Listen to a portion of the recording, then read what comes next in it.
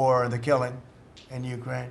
So we're selling missiles and military equipment, millions and millions, and ultimately billions of dollars to the NATO people, where I'm very friendly and we have a great relationship, but that was an amazing trip. So they're funding the entire war. We're not funding anything. I think it's an important point to make because a lot of people don't understand that. And we will continue to do that, and we're trying to get as much as we can for them. They want the American product. The American military product is by far the best in the world, and that's what they want to get. They have lots of options, but that's what they want to get. So the factories are doubling up and tripling up where they make the Patriots and other really, you could say, defense and offensive weapons. The wages for blue-collar workers are now rising at the fastest rate in 60 years, which is so important to all of us around this table. The average American worker has already seen a $500 wage increase this year, and there's no inflation because there's been decreases, tremendous decreases, with thanks to Doug and Chris and some of the people, the great job they've done with energy. Thank you very much. And Chris, thank you very much. I see you down close to $60 a barrel, and you'll be breaking that pretty soon. And that has a huge impact. So we have groceries are down. Energy is way down. Energy is way down. It was $4 and $5 for a gallon of gas. Think of that for gasoline. And now it's probably $2.25. There are some places it's $2. It broke $2 in a couple of locations in the South. In places like California where they charge such high taxes, it's higher, but it's still much lower than what it was a year ago.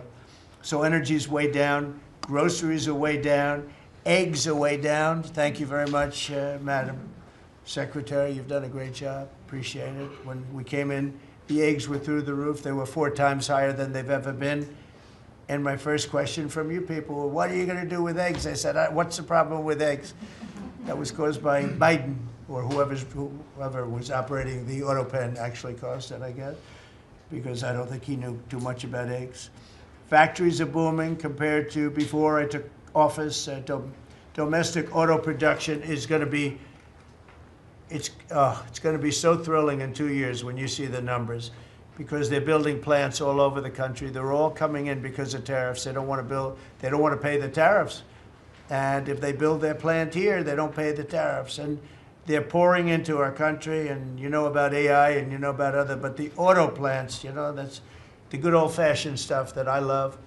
The auto plants are pouring into the United States of America. They're coming from Mexico, they're coming from Canada, and they're coming from Europe, all over Europe. And it's been pretty amazing. So factories are booming.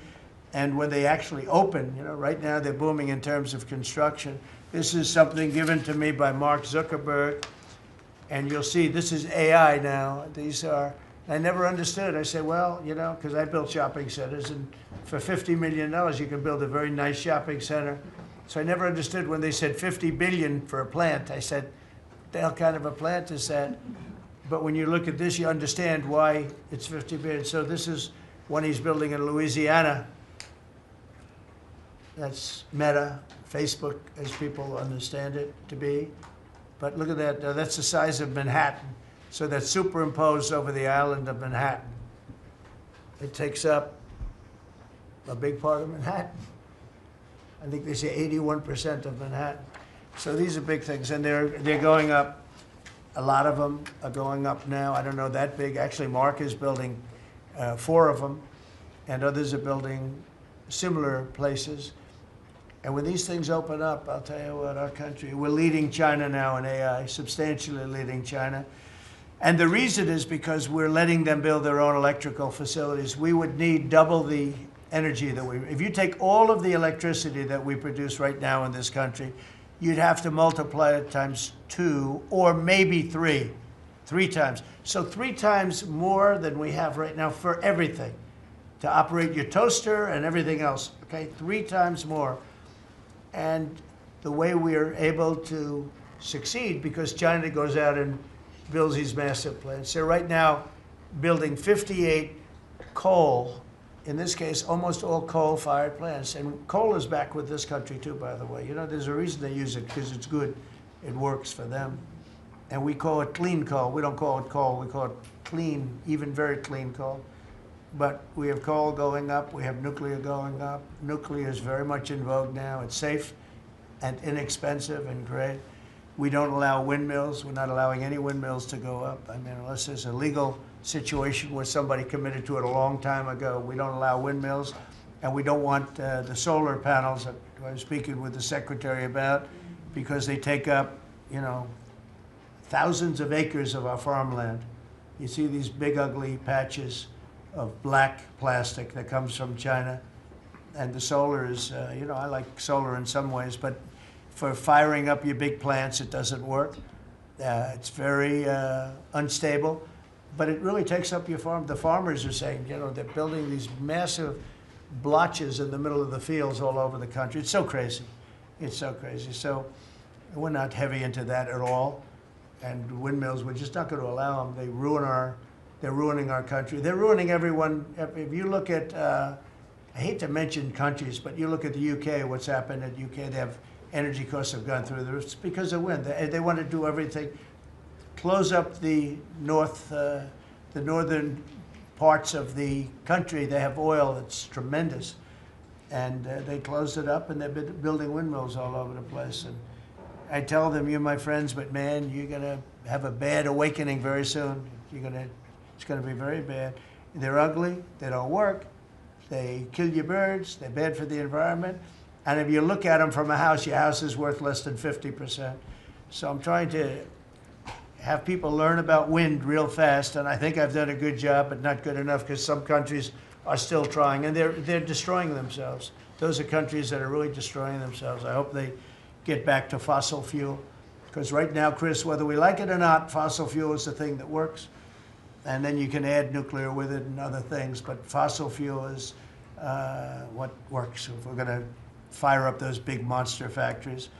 But if you look at comparing everything before I took office, domestic auto production is up 18,000 cars a month. And we haven't even started yet, because a lot of these plants aren't built. It's up 18,000 because Ford, General Motors, and a couple of others, Stellantis, they're taking their existing plants, and they're, as quickly as they can, they're adding on to them.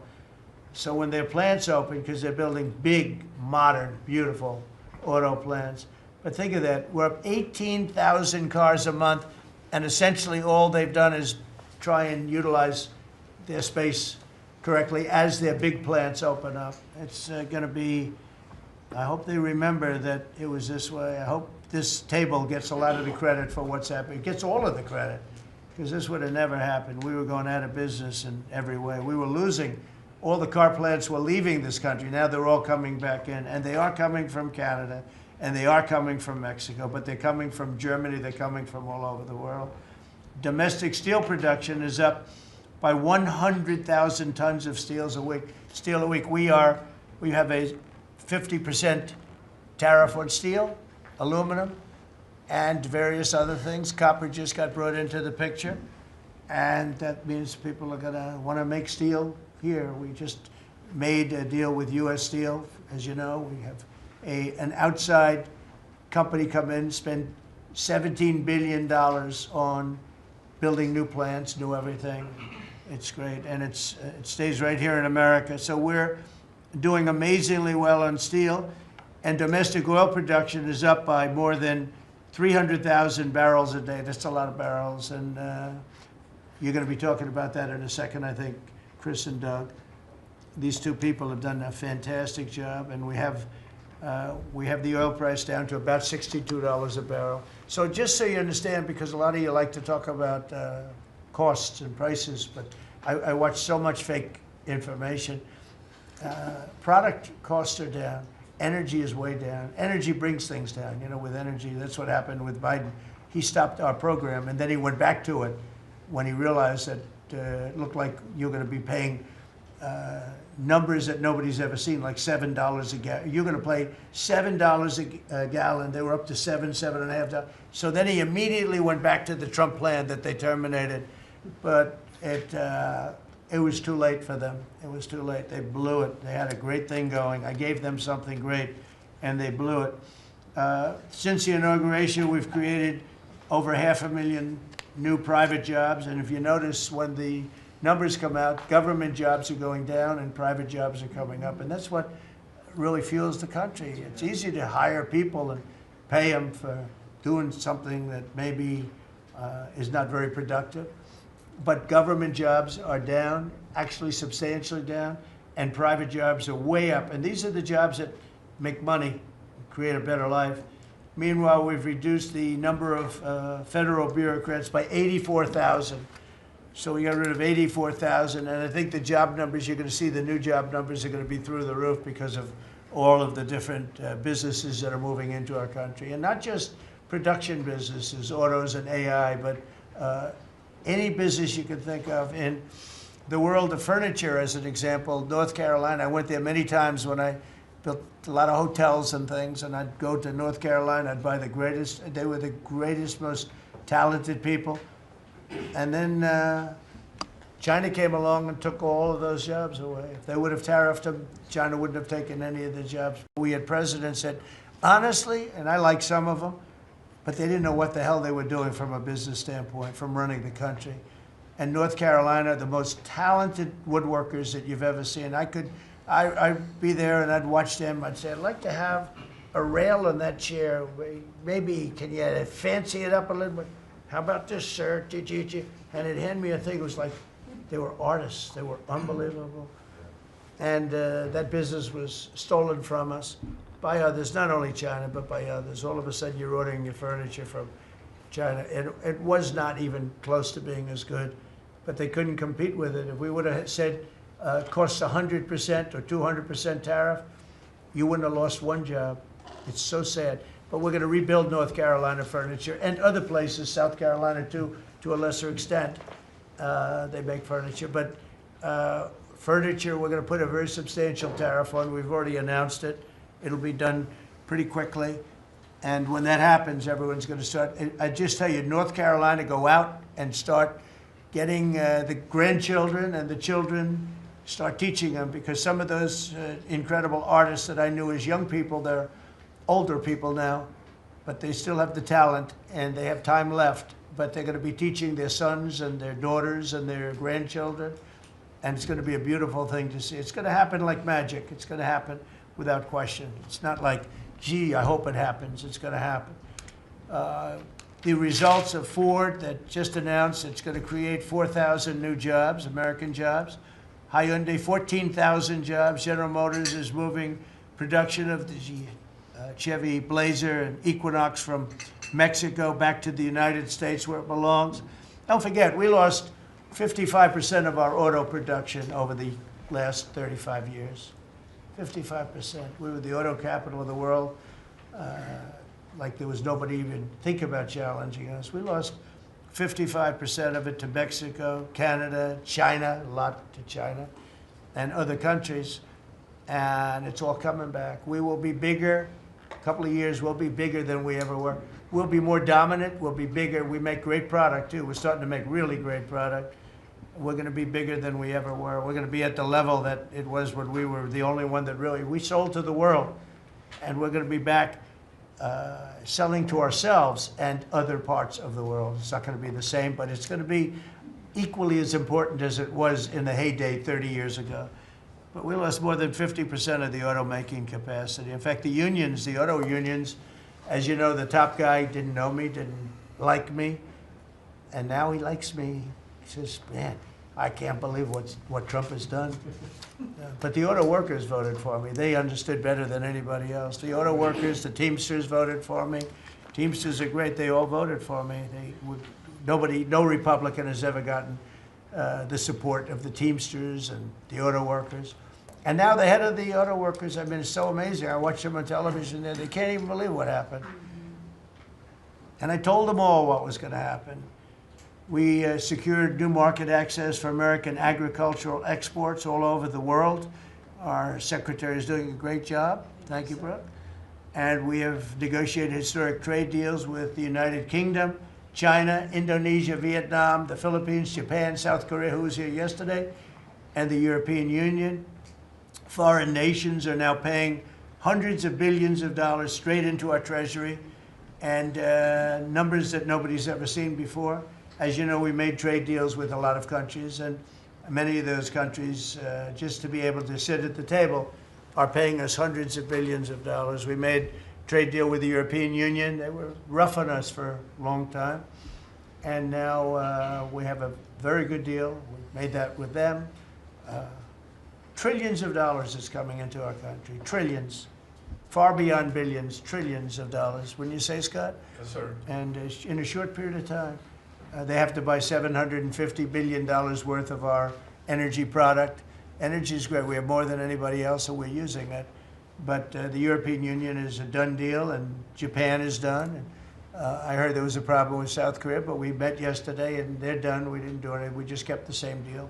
He honored the deal. They wanted to see if, well, I don't even want to say it, but they wanted to see if they could do something. But they honored the deal, which is nice. And we cut the previous record-setting trade deficit, I hear just came out. We cut it in half already. We haven't even said, we've only been here really for a few months because, you know, it takes you a little while to fix up the Oval Office and do those things. prepare for the battle, right? So we really only been here for a very short period of time. And we cut the trade deficit in half, is that right? That's a fantastic. I didn't even think we were going to do that. And remember, these are things that are being built. These things, are, you know, all these numbers up here, they're not open yet. When they open, you're going to see things happen in the United States that nobody's ever seen before, including our country in its heyday. And I had the greatest economy in the history of our country my first 4 years, despite COVID, which was a very unfortunate situation for the whole world. We did a great job with it, never got the credit for the job we did. Operation Warp Speed, people say, is one of the greatest achievements ever in politics or in the military, because it was almost a military procedure. But everybody, including Putin, said that Operation Warp Speed, what you did with that, nobody can believe it. And we did a great job. But it was a horrible, horrible pall over our country. We had a very dark cloud over the world. That was a very, very bad thing that came out of Wuhan, which I said it came out of Wuhan. That's where it came from. And China suffered greatly, but everybody did. But we did a good job with that, as good as you can possibly do, and we came back, and now we're stronger than ever before. If I didn't win this election, this country was gone. I'm telling you, economically it was gone. None of the things that we're talking about would have happened. The whole world was robbing us blind. Friend and foe. They were stealing our jobs, our money, our factories. They were stealing everything. We would have been a shell. We would have been a bankrupt, broken shell. And that's the way it is. But we're doing just the opposite. Stronger than we've ever been. Last month, in a landmark achievement, I also proudly signed the largest working class tax cuts in American history. So the bill that, I'm not going to use the term great, big, beautiful, that was good for getting it approved, but it's not good for explaining to people what it's all about. It's a massive tax cut for the middle class. It's a massive tax cut for jobs. And it's, I mean, think of it, no tax on tips, no tax on Social Security. So seniors, I don't know how you can vote for anybody else. And, you know, just think of that. And no tax on overtime. So you work overtime, you don't have to pay tax on overtime. That's good. The Democrats don't know what they're going to do. So they have, like, this soundbite. You know, they have all these sound bites. They send it out. I don't know. Some guy sends out a word, and everybody uses it, including the fake news. Some of you are here right now. I'm looking at you. And it's death. They use the word death. No, it's actually life. It's almost like a newborn life. It's not death. That's their soundbite. The bill is death. It's not. We strengthen Social Security. We strengthen Medicare, Medicaid. The job we've done on Social Security is, if the Democrats got in, Social Security is over because the country's going to fail. There won't be any Social Security. And I made that pledge to you. We're going to take care of Social Security, Medicare, Medicaid. And we're doing that in spades because the country is becoming so successful again. And it hasn't been this successful. I think in the end, it will never have been this successful. I don't think it'll even be close with what's happening. Every American is seeing a tax cut as a result of the bill. The average police officer will keep an extra $1,000 a year at least in overtime, and the average waiter or waitress will keep nearly $2,000 extra in the fact that they would have had to pay that kind of money on tips. And I never realized that the government was so strong on that. But waitresses, waiters would tell me that the government would go after them. Like it was horrible. That's how it all started with me. It just was incredible. And the biggest thing was, again, the $4 trillion that they found. They said, well, that was nice. They should have announced it. I could have told them that. And I don't know. It should be simple.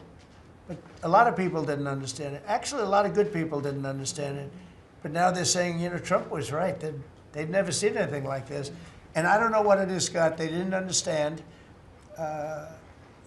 what we were trying to explain to them was going to happen. Everybody's moving back to the United States because they don't want to pay a tax. If they're not here, they have to pay a tax. And it didn't seem that complicated, but it's working at a level that nobody can imagine. You know, this is working $4 trillion, but that's a big number. It's a number that nobody ever heard of before. But $4 trillion is exciting. But that's nothing compared to what's happening, because these places haven't even opened yet. Some of them haven't even started hiring yet. They're under construction. So it's construction jobs, but it's not the big number, and the big numbers, when they open, they're going to be very successful. It's a revolution.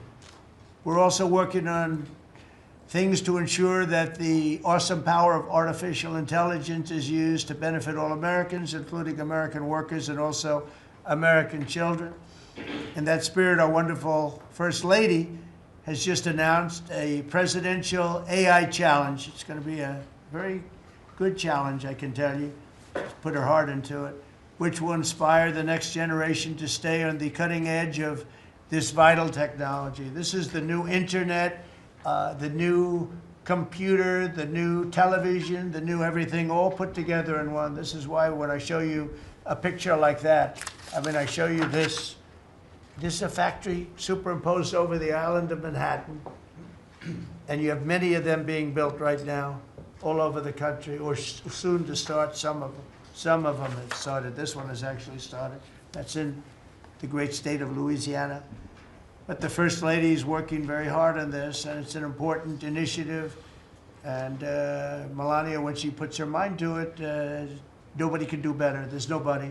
So every young person should go to AI.gov to learn more, AI.gov to learn more.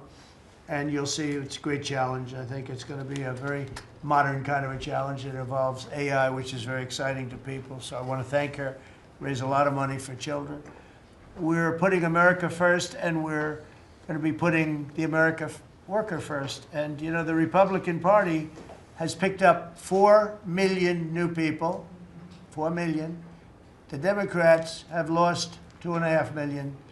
Other than that, they're extremely happy. No, they're very depressed. They're very depressed. And their new box that they've fallen into is crime. There was a consultant on one of the shows this morning I was watching. I thought he was very good. He's a Democrat consultant. And he was screaming, no, no, don't let him do this to you. Don't let, it's another trap. It's another trap. What he's talking about, like men playing in women's sports. They said that's an 80-20. No, it's a 97-3. It's 97-3. Like transgender for everybody. They fought for it. They're still fighting for it. I saw a guy today, a politician that you all know very well, fighting like hell for men playing in women's sports. You don't understand. They're human beings also. Well, I agree they're human beings. But you can't have a 7-foot guy playing basketball with the women. You know, just one of those little problems in life. And we all have our place. That's okay. I've got my place too. But this guy's screaming, it's another trap. And this is the worst of all. He said, because this is crime. Trump is saying he's against crime. and they're for crime. No, he's going, it was funny. No, it's a trap, don't do it. And then I saw this poor, stupid Chuck Schumer, the guy. He looks like he's aged 100 years, and I don't like getting into looks. You know, looks don't mean anything, right? When you're in politics, looks don't matter. I look at Pam, I would never say she's beautiful because that'd be the end of my political career. Laurie, secretary. But I will tell you, this is the best of all. And they're going to fight me. Like this slob of a governor you have in Illinois. This poor guy got thrown out of his business by his family. I know the family. I was partners with the family. Nice family. I like the family, but he was no good. They threw him out. He's governor of Illinois, and he goes about Trump, we don't need his help. Chicago is the worst. These places are really bad. Crime in D.C. was the worst it ever was. You know, they make up stories. Crime in D.C. was the worst ever in history. And now, over the last 13 days, we've worked so hard. And we've taken so many, there are many left, but we've taken so many criminals, over 1,000. I watched a man from Maryland who said to me, I mean, sir, you're the greatest president. You're doing an unbelievable job. What a great job. Governor Moore, has anyone heard of him? Mm-hmm. He's another hopeful for president. I don't think so. But I met him, and I didn't realize it was on camera. Did you see they caught him on camera? I was at a game, I don't know, like the Army-Navy game or something. And I met him in a hallway.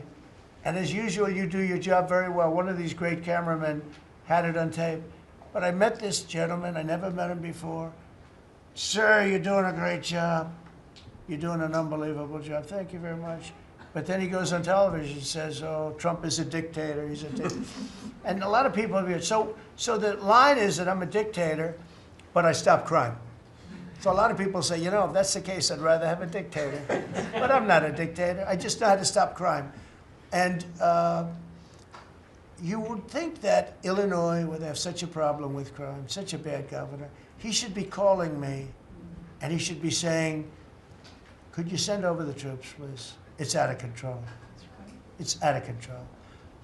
In New York, it's out of control. Not as bad as Illinois, by the way. Not even close. In California, you would have not had the Olympics had I not sent in the troops. We sent in the National Guard. They did a fantastic job. We have the Olympics. We have the World Cup coming. I got them in my first term, and I was really sad because I said, oh, boy, I got them, and I won't be president. And little things happen. Thank you, God. Thank you. Little things happen. Think of it. You could ask Johnny. Johnny would tell you he's the head of World Cup. He's a great guy, too, great commissioner. But he's the head of the World Cup. He said, Trump is the only reason we're doing this. And the sad part is that I was not going to have it. I would have to be, probably I wouldn't have even been invited to the game, depending on who's president, right? And I got that. I did not get 250, okay? The 250th anniversary, I did not get. I'd like to claim it, if I might, but I did get that. That was whether I was president or not, it was still 250. I'd like to take credit for it. What I will take credit for is we're going to have a better celebration under Trump than you would have had under some stuff. That I'll take care of. We're going to have a safer place, Christy, because of you and Tom Homan and everybody, right?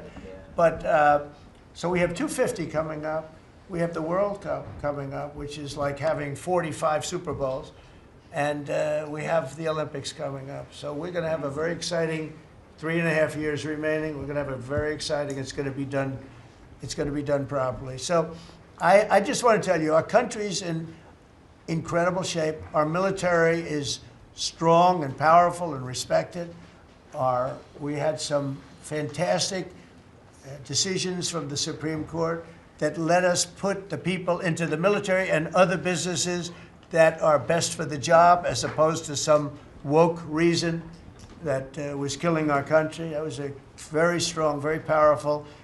You can now go into a company based on your ability, as opposed to being forced in based on some factor that cannot make our country great. That was a big decision, very, very big decision. And we've had a lot of great decisions, and we've all made some great decisions sitting around this table. I want to thank Scott. Unbelievable what's happening financially with you and Howard. And Vice President's involved in everything, and he's been great. And Marco has been, really, I think you're born for this job. I don't think you should ever run for another office. I don't think you should, really. You're so good at this. He is so good. And everybody likes him, you know, everybody likes him. But everybody, much more importantly than like, I think you would say, is respect. They respect Marco. They respect all the people around the table. So what I'd like to do is, I'd like to go around the table. You seem to like it. Your audience seems to like it based on ratings. And I want to mention, you know, about crime, because we have a young lady here, Iris, of Epoch Times. You're Iris, aren't you, huh? And I heard you were very savagely mugged in the city, and I'm not going to let that happen under this administration. That was last year. And would you like to mention what happened? Of course. So first of all, thank you, Mr. President. Do you want to listen to this? For having me here to share my story to the room and to the broader public. My name is Iris Tao. I'm a White House correspondent for NTV, the sister media of the Epoch Times. So more than 2 years ago, it was a Saturday morning in broad daylight. I was on my way to work, and a young man with a black ski mask pointed a gun at my face and threatened me to hand over my phone, my wallet, my laptop, and everything else. And when I refused, he used the butt of his handgun to strike me across the face, in the cheek, or what some people call pistol whip me, before running away.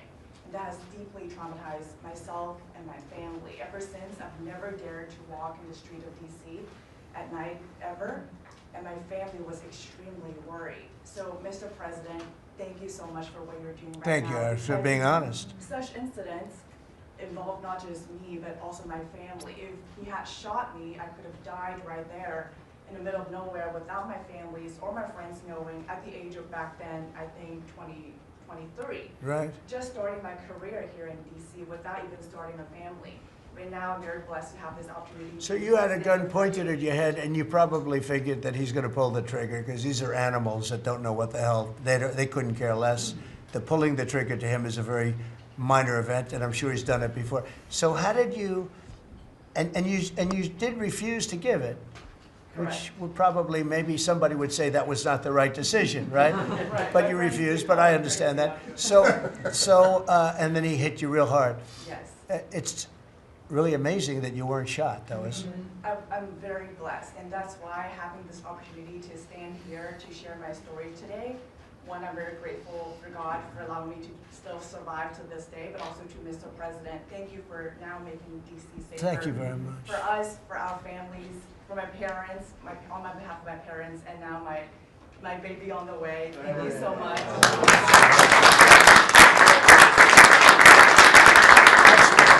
And there are other reporters and journalists, good people, and you don't have to say it, but that have also been attacked violently. And not violently, too, pretty badly. But, and I bet you see a big difference in the streets right now. And this is only 12 days, but people are telling me they're going out to dinner now. They haven't, I told the story of my friend, but I have a lot of friends that are going out to dinner all the time now in D.C., and they weren't doing it 12 days ago. They would never even think. One of my friends went out 5 times. It was 4 times the last time I told. Now it's 5 times. He said, I love going out to dinner, and restaurants are starting to open again. A lot of them closed because, you know, nobody wanted to go into a restaurant. Nobody wanted to get to a restaurant or even sit in the restaurant. But you see a big difference now, don't you? I do pass by Union Station every day on my way home, and I do feel a lot safer seeing the trucks right outside, seeing the National Guard troops members right outside. It does make me feel like I'm hopeful about DC again, and one day hopefully we can raise our family here. Thank you very much. That's nice. And those are tough troops, too. Those are not politically correct troops. We don't have politically correct anymore. We have tough guys, tough people, including some tough women. But we have tough people, and when you look at them, I tell you, they showed one scene where a bunch of Trinidad guys or whatever, maybe MS-13, maybe MSDNC, okay? Because to me, they're worse. I think they're worse. MSNBC maybe is worse than Tren de Aragua. Real scum, real dishonest people. But anyway, but they went into this gang, I think it was Tren de Aragua, Venezuela, and they weren't nice to this group of people. The gang was calling them sir. Yes, sir. Yes, sir. Get out of here. Get the hell out of here. You're no good. Get out of here. And yes, sir. Yes, sir. Yes. These are people that beat up people all day long. And they're calling these soldiers, that's what they are. They're real soldiers. There's no games. I said, you don't have to be politically correct. And you know the way they used to spit in the face of the soldiers, with the soldiers standing like this? And you'd have some guy or some woman sometimes screaming at them from 1 inch away. They're standing there and they're told you cannot do anything. And they start spitting, actually spitting in their face. And I said, you spit, we hit.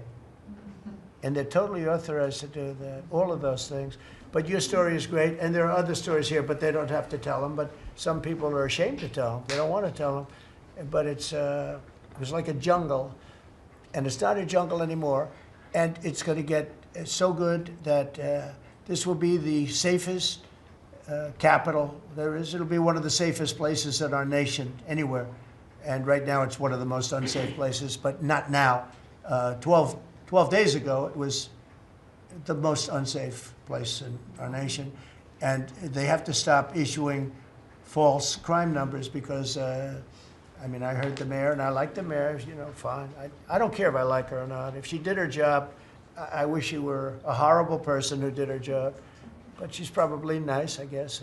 I don't care. I want her to do her job. But they issue false numbers. She said, crime is down, you know, before we got, now they can say crime is down. Crime is very much down. But what they did is they issued numbers. It's the best in 30 years. Not the best. It's the worst. It's the worst. It's much worse. And they gave phony numbers. And then they fired the man who didn't want to write the phony numbers. He got fired.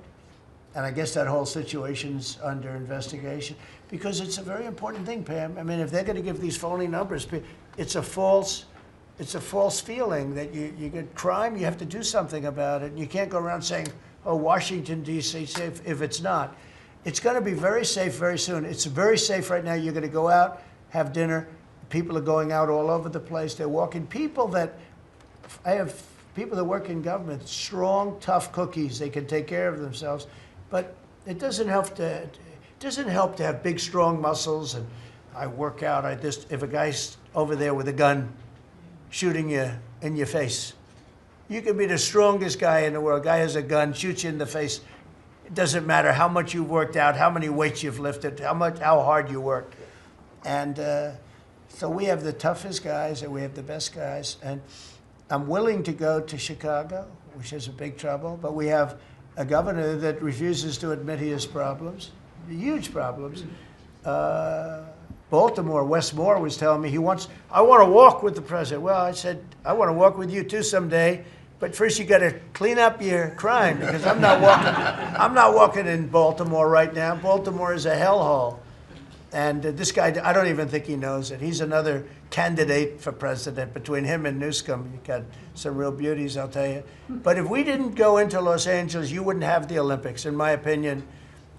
You wouldn't have the Olympics. We went in, and the sheriff, the boss, said, thank God they're here. You could see his tape. He said, we were not able to control what was happening. That was the sheriff. And he said it loud and clear. And you know, they're suing us for going in and cleaning up crime. And yet their own sheriff said, on the first or second night, he said, we could have never handled. That was going to be, you were not going to have the Olympics or the World Cup, because that would be, there wouldn't be anything left. They shouldn't have lost 25,000 houses. The water was turned off from the Pacific Northwest. And I was after them in my first administration, turn on the water, turn it on. Nobody could have believed this could have happened. But they had no water in the fire hydrants. They had no water in the sprinkler systems that people put up in their ceilings. There was no water. And yet we have tremendous amounts of water. They send it all into the Pacific Ocean, trying to protect a certain little fish that's not doing well because it doesn't do well without water either. And it shouldn't be a protected because it shouldn't be a protected species. But I think that's actually just an excuse. I actually think these people are sick. There's something wrong. So we send hundreds of millions of gallons of water a day into the Pacific Ocean. They turn a valve, and the valve heads out, and we turn the valve back. I actually had to do it using force. We turned the valve back, and now they have water, but not as much as they should have, because they should, and I'm telling Gavin Newsom by this conversation right now, turn the rest of the water on. Turn it on. So things are done that are so sad in this country. Lack of common sense. I like to say the Republican Party is the party with common sense. We're smart, we're sharp, we're this, that. They're smart, but they're radical left people. And they can't help it. They're very smart, but they're radical left, and they're destroying our country, but they're not going to destroy it anymore. So we picked up millions of people in the Republican Party. They lost millions of people, and I think we're going to do very well in the midterms. And I just want to say one other thing, and that's medicine. The cost of medicine all over the world is much cheaper than the United States because for years the world pushed us around, including our friends. And you go to Germany, you go to England, you go to different places, and you go to a store, and it's sometimes 10% of what we pay in the United States because they said, nope, we're not paying any more. You charge the United States. This went on for 25, 30 years. And I invoked favored nations. I said, I want to pay the same as they're paying. And Bobby Kennedy is doing a good job, and Dr. Oz is doing a good job. And I asked them, I mean, other than the basics that they're doing on autism and other things, which we got to solve that problem because it's crazy what's happening, it's out of hand. But this is the most important thing that can be done is favored nations, Bobby. And we're not talking about a 25% cut or 50. We're talking about a 1,500% cut because people go to Europe to buy drugs and they come back with drugs, prescription drugs, normal, not, I don't mean the bad drugs, I mean prescription drugs, because you can buy them for 10%, 15%, 20% of what. So they're going to go up in price. And I told the countries, and I get along good with all of them. I mean, you could ask I get along good with all of them. But I said, you know, I told them, I said, you're going to go up a little bit because it's the world. It's the world. So more people in the world than we have. We're going to go down a lot, and they're going to go up a little. And it's called equalization. We're going to have equalization. So we pay the same price as the lowest drug sold anywhere in the world. And I think, Bobby, that's going to happen pretty soon. The companies are ready for it. They had to go for years. I was with a very great gentleman from Eli Lilly. I think he's an incredible executive. I mean, I'll mention the company and I'll mention him because we had this argument my first term, and then we had it in my second term. In my second term, I wouldn't stop until I won the point. And he threw up his hands. He says, you're right. I can no longer defend it. I can no longer defend that a pill that's made by Johnson & Johnson in a factory, in the same factory in the United States versus a place in Europe or other places, including Canada, by the way, you could buy it for 10% or 15% or 20%, the cost of what we're paying. Where we'd pay 5, 6, 7 times more money. He said, it's the hardest part of my job, defending that. I'm not going to do it anymore. I'm saying that we have to get down to business. And that's a great company. He's done a great job, and I appreciated it. And it really broke the ice because they were sending, well, we have to do research and development. Well, you have to do it for Germany and all these other countries too. Well, they think the United States should bear it. I mean, I heard this stuff and I finally said, it's over. Now, you have to have somebody that can get these countries to do it. I told them, if you don't do it, we're going to charge you a 25% tariff on everything you send into our country. That's much more money than what we're talking about. Then we have to get the drug companies to do it, and they'll do it because we have tremendous power over the drug companies too. So we're going to get it done. I just hope we get it done fast, Bobby, because this thing should go fast. But we're going to get, the cost of medicine is going to be 1,000%. Think of that. Not 2%. And I'll just tell this last story.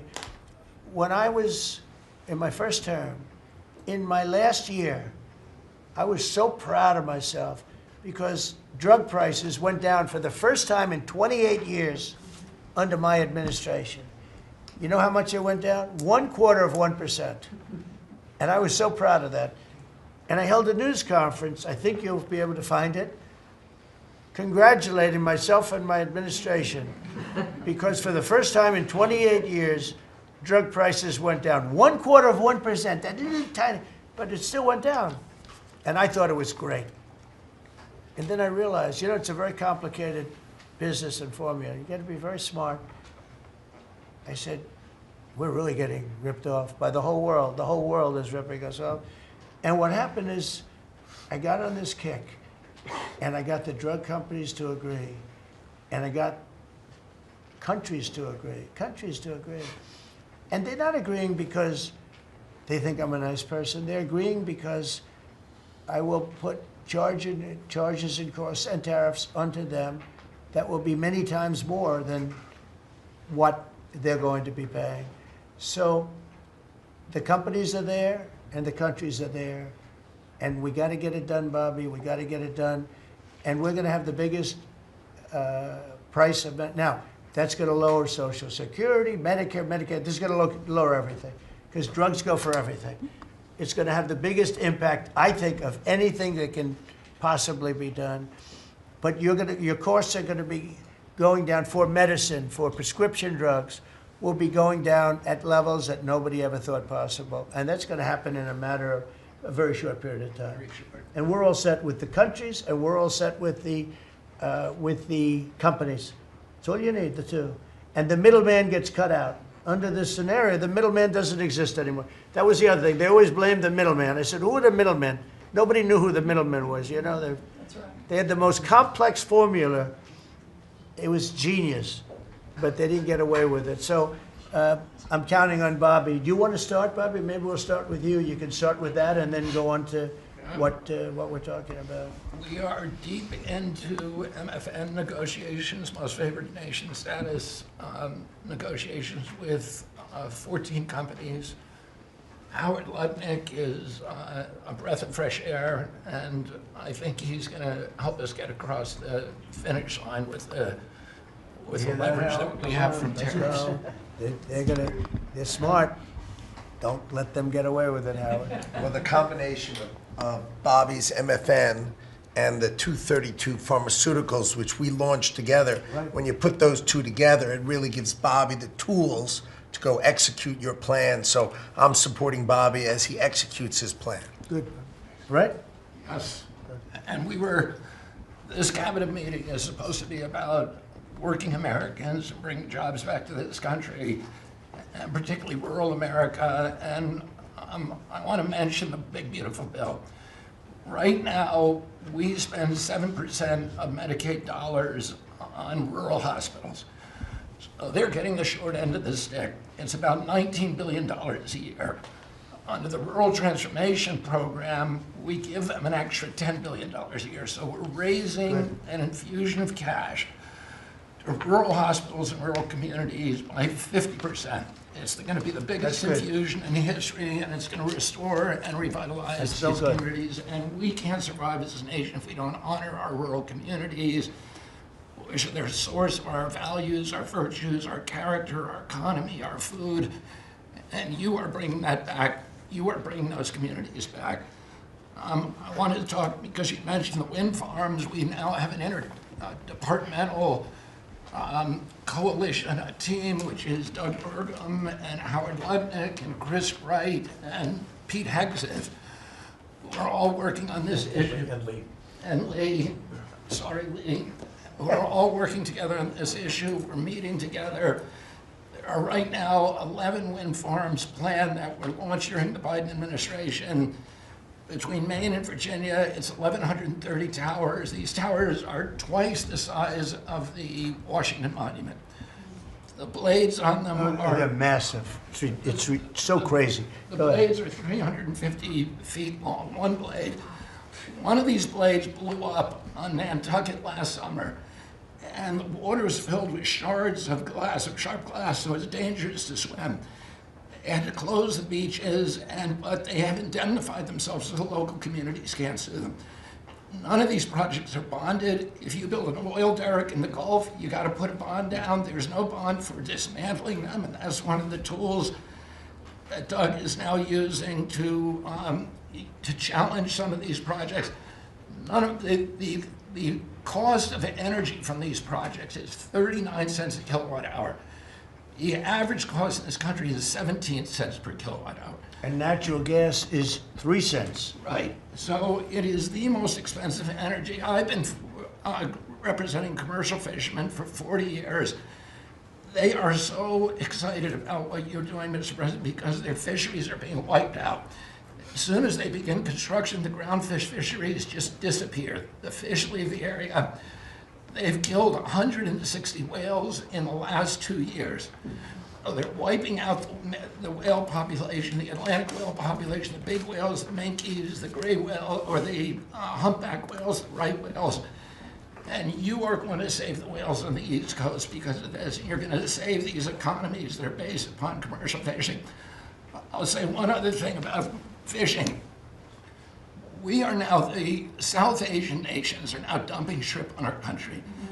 The shrimp is heavily contaminated. We just stopped a shipment that was contaminated with cesium-157, which is radioactive. They're farming these shrimps, and they use bactericides and antibiotics and all kinds of chemicals, and the shrimp are so contaminated that the European nations won't take them, so they're dumping them all here, and they're putting out of business. We have the most sustainable, highly regulated fishery in the world. What our fishermen do is a good thing. And all of the trawlers in the Gulf and Alaska are being shut down because we're getting shrimp dumped here. So we have now increased FDA inspections of shrimp to make sure that Americans are not buying and eating contaminated shrimp and putting our shrimpers out of business. I talked just very briefly, we have an historic agreement on pre-authorization.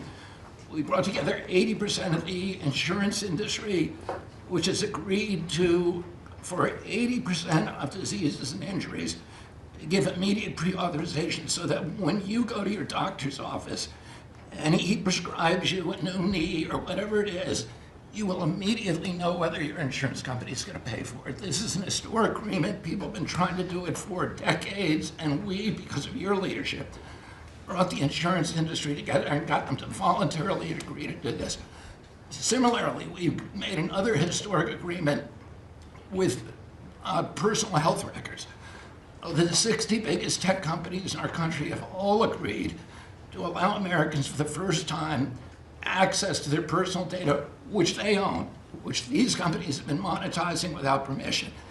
You're going to be able to see by next year all of your health records on your cell phone.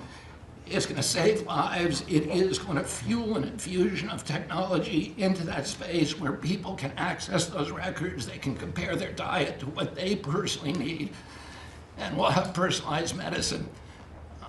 We are doing price transparency. You passed this during your first term, and then the Biden administration refused to enforce it. We've now brought in HHS, under your leadership and my leadership, more enforcement actions than during the entire 4 years of the Biden administration. Right. So we're going to have that kind of price transparency. I'm working with Linda on forcing medical schools. And the MCATs, the people who administer the MCATs, the people who do accreditations, to put nutrition into medical school education. Right now, 25% of the doctors in this country do not feel competent to give nutritional advice. 70% of diabetes cases can be reversed or ended if you just change people's diets, and the doctors don't know how to advise it. They only know how to prescribe the drugs. We're going to change that, so if you come out of a medical school under the Trump administration, you are going to know about diet. And then finally, most importantly, the Pete and Bobby Challenge. I want to give an update. I got 5 minutes and 48. It's 100 push-ups, 50 pull-ups, and you try to do it within 10 minutes. I got 5 minutes and 48 seconds. Pete beat me. I'm still bitter at that. 5 minutes and 25. The cabinet leader is Scott Turner. You beat me. That's good. 5 minutes and 15 seconds. I'm waiting for reports from the rest of the cabinet. The only exemptions currently existing is if you can hit a 50 at Bedminster, which President Trump did with Bryce and DeChambeau, so he's the only one exempt in this room. Everybody else. That's great, Bobby. Bobby, autism, if I could just, I don't want to go too long because we have a lot of people, but the autism is such a tremendous horror show, what's happening in our country and some other countries, but mostly our country. How are you doing on that? We are doing very well. We will have announcements as promised in September.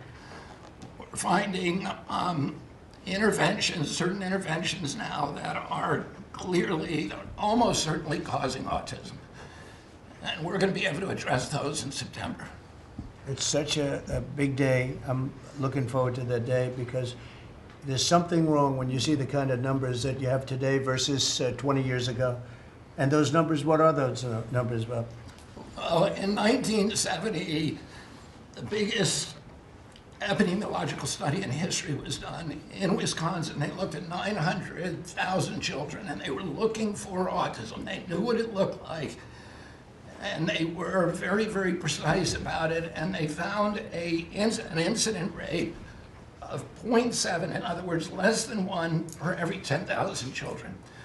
Today, our most recent numbers are 1 in every 31 kids. It's probably actually much worse than that because California, which has the best collection system, is reporting 1 out of every 19 children, American children, has autism, 1 in every 12.5 boys. So it's gone from less than 1 in 10,000 in 1970 to 1 in 12.5 boys. Think of today. those numbers. So there has to be something artificially causing this, meaning a drug or something. And I know you're looking very strongly at different things, and I hope you can come out with that as soon as possible. We will. So 1 in 10,000, and now it's 1 in 31 or 34 or 12 if it's a boy. Can you imagine that? 1 in 12. That's for a boy. 1 in every 12.5 boys. It's not even believable that that could be. And that was 1 in 10,000 not so long ago. I've been hearing these numbers, and they get worse and worse every year. There's got to be something. I think there's nothing, including favored nations and everything else, there's nothing that can be, if you can find out the reason that that's happening, and I know we're gonna do some things. I think it's, I think we maybe know the reason, and I look forward to that press conference, to be with you on that press conference. That's going to be a great thing. Thank you, Bob. You're doing a great job. Linda, how about it? And we want nothing less than $500 million from Harvard. Don't negotiate, Linda. They've been very bad. Don't negotiate. Go ahead. All that's working well. Mr. President, thank you very much. Since we are focusing today on Labor Day, and I know that Kelly and Lori are both going to echo some of the things that I'll say as well. We are really focusing, on our workforce. But what I'm finding with great joy around the country is that states really are being innovative and working more with middle schools and with high schools to make sure that we are having hands-on learning. There are pathways to jobs that are happening now. And if we see more and more of our community colleges working with our middle schools and our high schools so that high school students are graduating not only with a diploma, but a certificate that they have worked with, perhaps with a Toyota or another company that is coming in, public-private partnerships. And they're learning on the job so that when they graduate from high school, they're ready to go into the workforce, because we know with all of these wonderful jobs that are coming back into the country, through AI, through just our normal jobs, we need electricians, HVAC operators, etc. If we don't have this training, we're not going to have the workforce we need for all these wonderful jobs. So governors are really excited about this prospect. I've been now to several states and visited community colleges and tech schools with governors, and they're just all on board for getting this done. I think it's one of the best things that we're hearing relative to the job market. So we're just kind of focusing on that for today. So we're bringing education back to the states, to put it in a more simple fashion. We're going to let the states educate our children again. And, you know, we're rated out of 40 countries, we're 38, 39, or 40. So obviously, it's not working what they've been doing for the last 30, 40 years. And if you go back, the best are like Norway, Denmark, Sweden, some of the other, Finland, they're very highly rated. If you go back to just take a look at anything you want to do, you just look at us in the past. If we gave Iowa or gave Indiana or gave, and I don't say every one of them, you know, a guy like Gavin Newsom's not going to do well. Certain states won't do well. But even California, you cut it up into sections. You have Riverside, you have this, you have that. You cut it into 5 sections. And, you know, if you had a good governor, you'd be able to do well. But certain states will be able to compete with Denmark, Norway, Sweden, and everyone. It'll be just as good. So I figure you have close to 40 of those states. Mm-hmm. And then you'll have 10, you'll have 5 that won't be very good. You have 5 disasters, and we'll have to work on those disasters. But for the most part, we will have education that will go zooming up in those charts, just like we have in everything else we've done. And I think it's one of the most important things we're doing at this table. So bringing education back to the states where you have the parents running it, where you have the school boards, they're local. We have people running from Washington that have never even been to the state that they're in charge of. They've never even been there, and I don't think they care about it.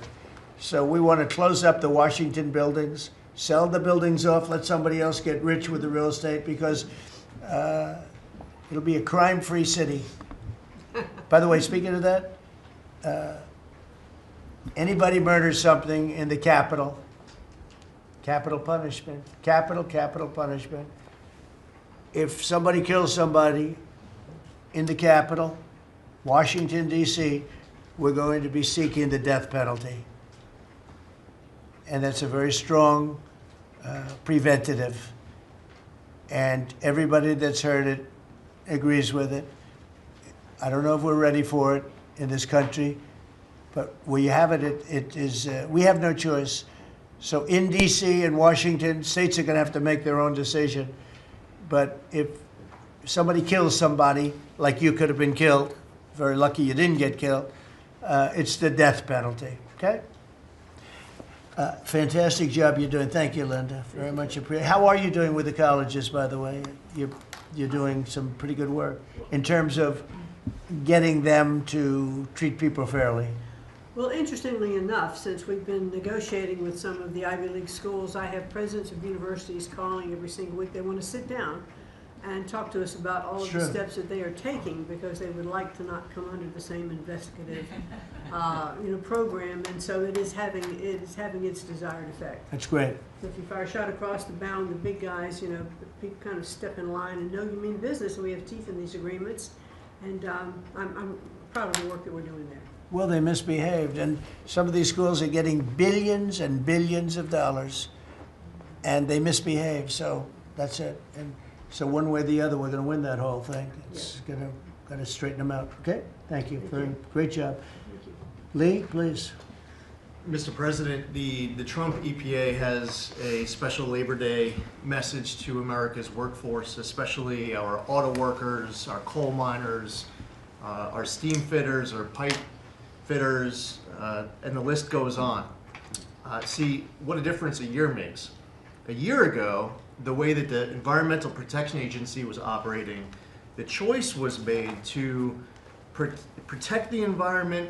We would have to strangulate the economy. That's the way that the EPA operated for years. There was a binary choice. We had to choose one or the other. The Trump EPA completely rejects that. See, we choose to protect the environment and grow the economy. And a very special shout out to Russ Vogt and his team at the Office of Management and Budget. We give him a lot of work. He's happy to do it. Dozens of different deregulatory actions. We just announced a proposed rescission of the 2009 Obama EPA endangerment finding, all of the light, medium, and heavy-duty vehicle regulations that followed. It is the single largest deregulatory action in the history of the United States government. And when you add up the dozens of different actions that we have announced that we're working through, in one agency in 1 year, we'll do more deregulation than entire federal governments have done across all agencies, across entire presidencies. And what we are accomplishing would not be possible if not for the support of the rest of this team you've assembled around this table. The well-oiled, well-wired machine at the White House, led by Susie Wiles, and the DCOSP, the policy shop, led by Stephen Miller, they have been amazing to work with. I was just in Iowa with Administrator Loeffler, who made an announcement with Secretary Rollins to reverse the deratement on diesel exhaust fluid systems. Mr. President, you said you wanted water flowing faster. Working with the Secretary of Energy, we've done our part to do that, to get gas cans flowing faster, to stop that annoying start-stop feature in vehicles. See, people out there might say, well, why are you focused on all of these little things? If it's little to you, it doesn't mean that it's not a very big deal for millions of other Americans.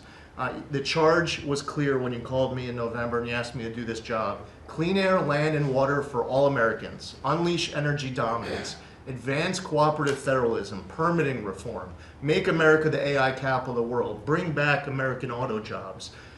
What we are accomplishing now, again, wouldn't be possible if not for your leadership. I'm grateful to the American people for electing you and our amazing Vice President.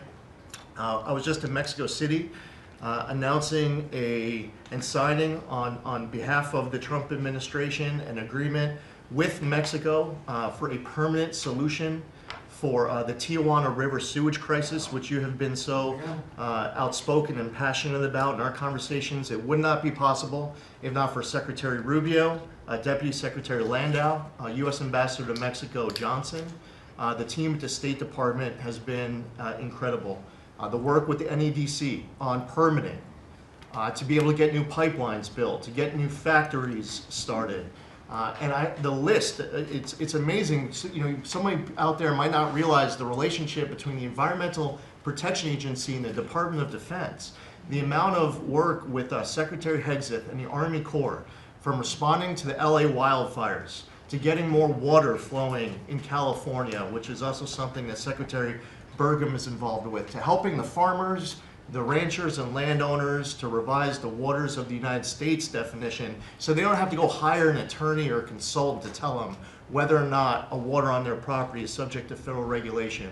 Thank you for putting this entire team together. It's an honor to be at the Trump EPA, where we choose to both protect the environment and grow the economy. It's a very happy Labor Day for America's workforce.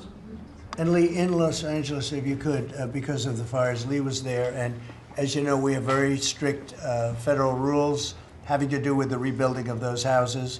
And Lee was able to get the approvals done for everybody immediately. It was so fast, nobody could believe it.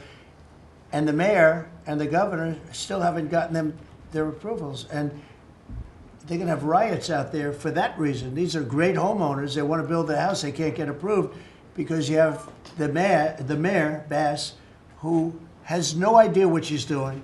And you have a governor who is just such a bad governor. And the people are unable to build their house. The toughest permit to get was the federal permit by far.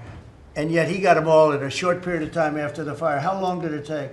Well, Mr. President, you came in, signed an executive order, and told the EPA that we had less than 30 days to complete our hazardous material removal, which the initial response, once all of our heart rates went down a bit, was just to figure out how to get it done. We got it done in just less than 30 days. The Army Corps of Engineers then comes in for the debris removal. The federal government, in clearing over 13,000 properties that were destroyed because of these wildfires. We've got to the point today where property owners all across Los Angeles, they're grateful to the Trump administration. They're happy that we did our part, but they are desperate to rebuild. And there is not a single green light approval that they are waiting for from the Environmental Protection Agency. The EPA and the Army Corps of Engineers proudly have done our work. It's important for those local officials to let these property owners build on their land. It's their property. It doesn't belong to the mayor of Los Angeles.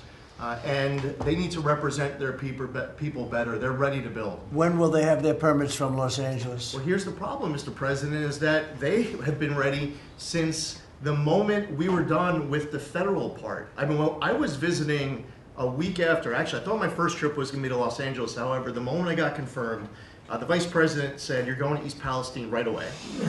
So that actually ended up being the first visit because the vice president's so passionate about that from the great state of Ohio. Then we went to Los Angeles from there. We're talking about the beginning of February, where we were meeting with property owners already. They were already all set up. They had the contractors. It was the beginning of February, and they were waiting for green lights from Los Angeles to be able to go onto their property and start rebuilding. Some of the same people who were waiting for a green light ready with the contractors at the beginning of February are still waiting now in the middle of August. Let these Californians rebuild. And they're talking about also taking away some of the properties and building low-income housing on those properties. They're going to have problems like they've never had before. These people don't know what they're doing. So we have all our permit. Everything the federal government has to do was done long ago. They should have been. I went to a town hall with Lee, but we were there, and the mayor was saying it would take 2 years, maybe 3 years to get this approved. I said, no, not 2 years, 2 days. They should have it in 2 days. And I toured the site, and I met 100 homeowners, all standing in front of this site a couple of days after the fire, and they were ready to go right then. They wanted to just build right then.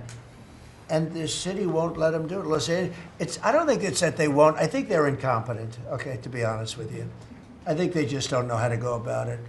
It is so badly run by Newsom and by Mayor Bass. Mayor Bass, she was in Africa during the fire. She knew the fire was starting to rage, and she decided to take a trip to Africa. These people are they're just bad. You know, you talk about make America great again. They could never make America great again, but we are doing that.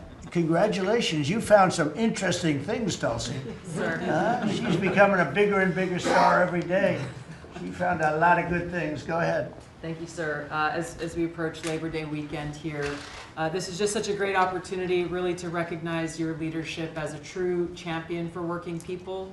And I know we'll hear, as we go around the table here, how your focus singularly on putting the well-being and interests of the American people first is that common thread that we're seeing in your policies being implemented across your administration. For ODNI, number one, our focus is and must always be making sure that our intelligence community is focused on our mission, keeping the American people safe, secure, and free. We're doing great work on this front. I'll point out our National Counterterrorism Center, led by Director Joe Kent, are working across different agencies with Homeland Security, DEA, FBI, and others to catch terrorists, both those who are trying to come into our country, those who may already be in our country. They are finding the worst of the cartel bosses and making sure that they're not able to continue to wreak havoc and terror in our communities. Secondly, Mr. President, you have charged me with the mission of finding the truth and telling the truth to the American people. And we've exposed some of the worst examples of the weaponization of intelligence in the last several weeks. I will continue down that mission and that path wherever it leads. Transparency, telling the truth, is what will drive true accountability for the American people who deserve nothing less. And lastly, Mr. President, all of us are charged with being good stewards of taxpayer dollars. I've gone through a reorganization for ODNI that we've announced in the last week. We've cut nearly half of redundant, unnecessary functions within ODNI, saving taxpayers over $700 million a year. We will continue focusing on our core mission in keeping the American people safe, and appreciate your leadership and your focus on this most critical task. And you've also found many bags of information. I think they call them burn bags. They're supposed to be burned, and they didn't get burned, having to do with how corrupt the 2020 election was. And when will that all come out? Mr. President, I will be the first to brief you once we have that information collected. But you're right, we are finding documents literally tucked away in the back of safes in random offices in these bags and in other areas, which again speaks to the intent of those who are trying to hide the truth from the American people and trying to cover up the politicization that was led by people like John Brennan and James Clapper and others that have caused really immeasurable harm to the American people and to our country. Great job. Thank you. We look forward to hearing it. The public looks forward. Thank you very much. Administrator? Thank you, Mr. President. Well, everyone knows there's no stronger advocate for hardworking American families than you, sir. Thank you for the largest tax cut in American history for working families. The average family of four is going to save about $10,000 take-home pay more a year. And what we're seeing is an increase in the child tax credit, the increase in the standard deduction. Hardworking families are going to benefit from this bill, and small businesses. There's no bigger beneficiary than Main Street, because small business makes up 99% of all businesses in this country. I've traveled to nearly half of our states, 24 unique states. I've made 40 state visits. In fact, I was with our great vice president at a small business manufacturer in Georgia last week.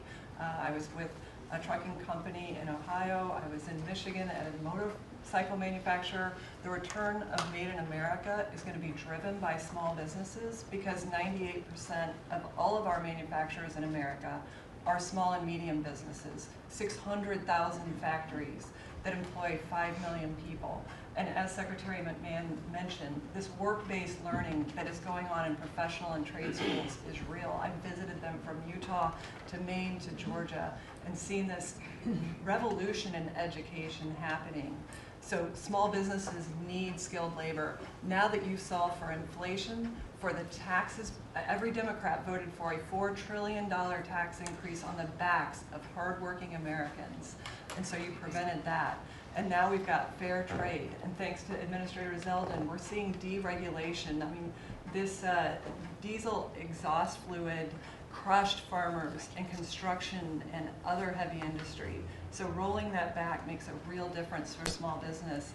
And your domestic economic agenda is amplified through small businesses, which is why small business optimism is above its 53-year average, finally. And so Main Street appreciates it. What Main Street wants now is a rate cut. They feel burdened by high interest rates. They would grow, hire, and expand more if they could, but the interest rates are really hurting them. And finally, I want to say thank you for your executive order on debanking. We're about to announce a major investigation on debanking. It happened to you and your family. It happened to me. It happened to thousands and thousands of Americans, and unfortunately, disproportionately on those that had conservative values, on Christians, on pro-life, on 2A businesses. And so we're going to be talking to the banks about that. The SBA operates the largest government business loan program in the federal government. We have a network of 5,000 banks. So we're going to be making sure that that never happens to anyone again. Great job. You're doing a great job. Thank you very much. Christy? Well, Mr. President, first of all, thank you for the opportunity to work for you. And you committed when you ran for president to make America safe again.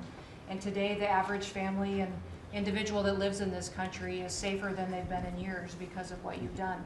We've got 3 months in a row now with 0 illegal aliens coming into this country. And I want to thank Pete and the Department of Defense for all of their help. They're down at the border with us still, helping us keep that border secure and make sure we know who's coming into this country. You've arrested and brought to justice hundreds of thousands of illegal aliens, criminals that have perpetuated violence against American people.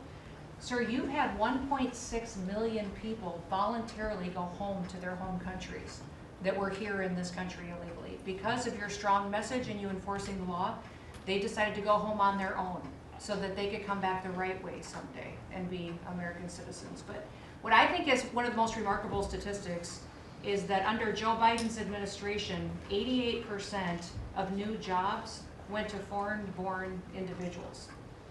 Under your administration, 2.5 Americans have jobs today that they didn't under the previous administration. And they have those jobs because you created opportunities. You made this country safe, you opened up the economy, you enforced the law.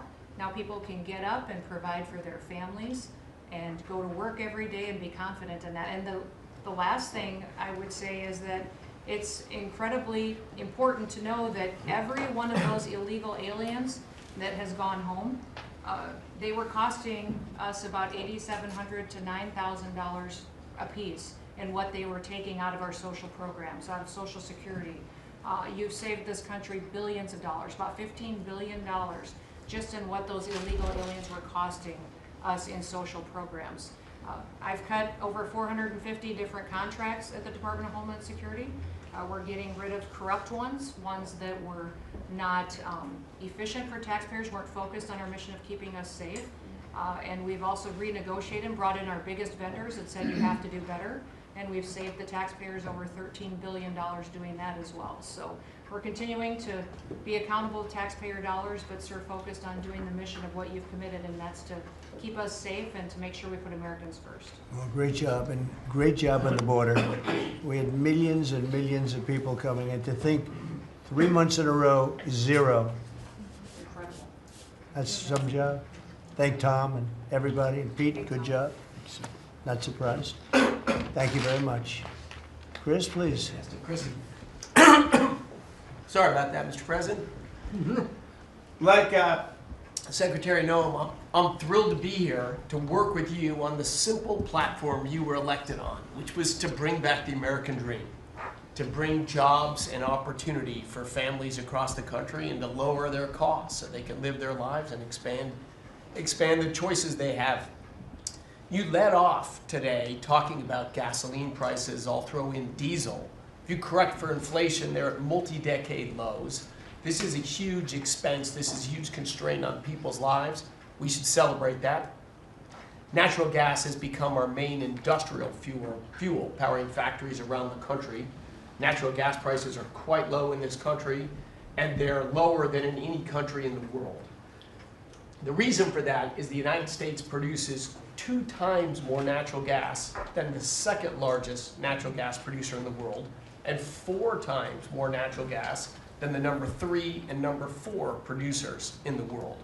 So you've opened up American opportunity and energy together with the work of Secretary Burgum, Administrator Zeldin, Secretary Lutnick, Secretary Rawlins.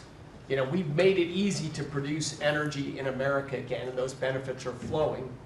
I could go on about this stuff forever, but let me talk about one specific area of energy, electricity. That's in the front of people's minds. When the day you were inaugurated, we get hold of all the data. We can look at the resource plans of utilities across the country. What you inherited when you arrived was a plan over the next 5 years to close 100 gigawatts of reliable electric generation. So that's 100 large power plants. Now that was offset with a plan to build 22 gigawatts of reliable electricity generation.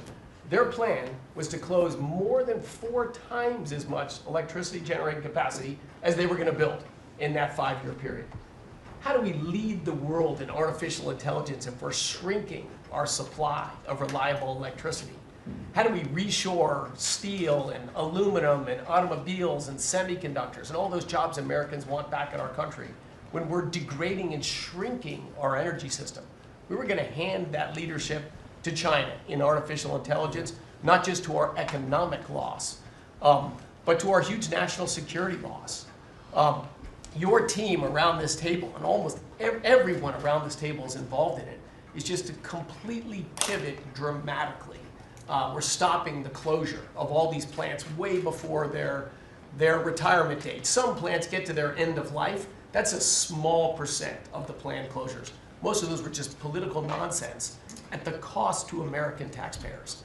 So we have rapid new construction of power plants under in the United States.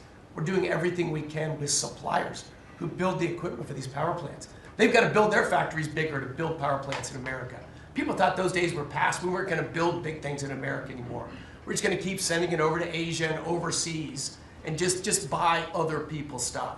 Totally nuts economically, totally nuts for national security, and of course crushing for working Americans, particularly Americans that work with their hands.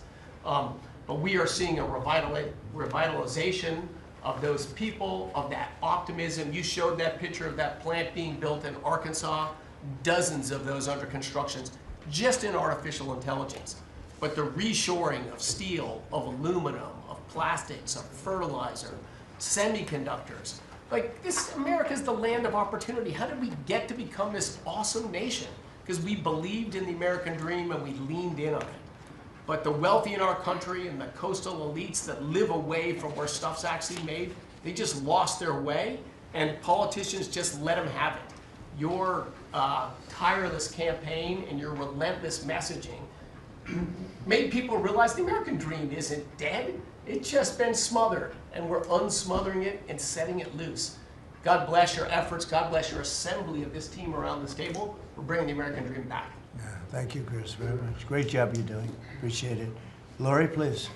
Mr. President, everybody here who spoke works at the Department of Labor, clearly, which I love. They have all the correct talking points, but I think that's a testament, again, that we are all working together every single day. We talk to each other often, and the workforce, the skilled workforce, the education factor, retirees, it's been so important because they all touch the Department of Labor, and I have the opportunity to work with every single one. If you all haven't stopped by the Department of Labor, Mr. President, I invite you to see your big, beautiful face on a banner in front of the Department of Labor, because you are really the transformational president of the American worker, along with the American flag and President Roosevelt, because we're bringing business and labor together. And I was so honored to unveil that yesterday, and everybody is taking note of that.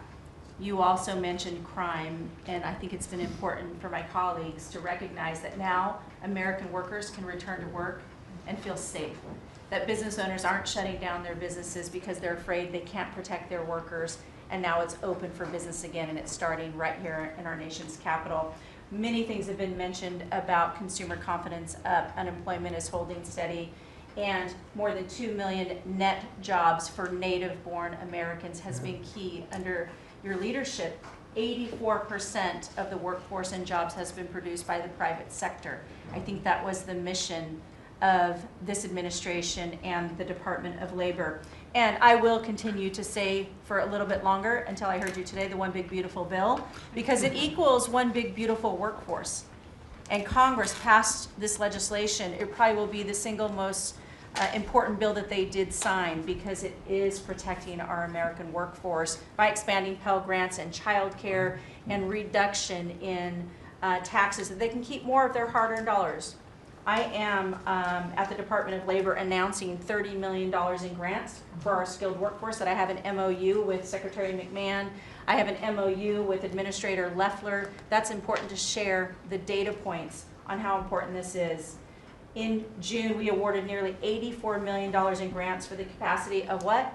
Registered apprenticeships, an executive order to have 1 million active apprentices across this nation, where we've already registered 185,000 since in the last few months. One of the other things that we have done is the Biden administration's guidance on cryptocurrency, and thanks to you and your leadership on that, we've rolled that back. And of course, we're going to see the 401k, the investors in our alternative assets. That's been key through the Department of Labor to work through. Partnering with our agencies, again, as I mentioned before, is important as we work together. I have visited, I'll be 31 states on my 50-state tour by the end of this month. I'm headed with Secretary Duffy, with the South Korean President Lee today, as we move through the shipbuilding. We will do that in Philly, and then I'm off to New England to talk to those states about how important the apprenticeship program is. But while I visited Hexel in Salt Lake City, 100% domestic carbon fiber for the Department of Defense as they produce. They are announcing another $1 billion investment per your executive order on advanced manufacturing. So it is working. Everything that you have been saying since you were elected, and since we all can put into play, has been working. Ohio, McDonald's is investing 375,000 new jobs. The shrimpers, I visited as well, and they need our help in protecting that industry for our American fishermen and shrimpers. In Minnesota, I toured Cambria. When we're talking about quartz countertops, all made in America. And again, in Oregon, where we are expecting a crackdown. Thank you for what you are doing with your agents on ICE, and thank you for the prosecution that I hope you will come to Portland, Oregon and crack down. But while there are still good people, I was able to visit Buckeye Pacific, really a trading floor for the timber industry. So we still want to focus on great, hardworking American businesses. Mr. President, I couldn't be more excited to ring in Labor Day in Erie, Pennsylvania for the Labor Day Parade. I will be there to welcome it.